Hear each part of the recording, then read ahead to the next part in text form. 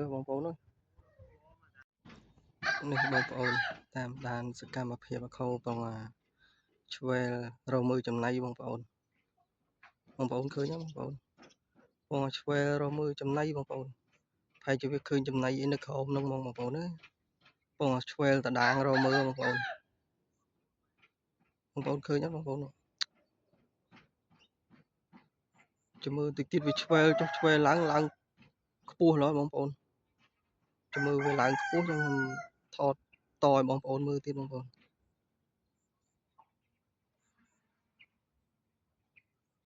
អាខោឡើងខ្ពស់បងប្អូន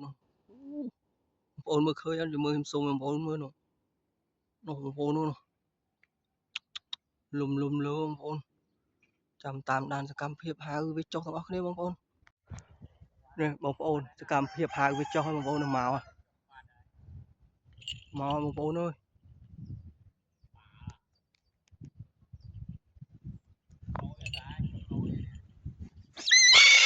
អើមកបងប្អូន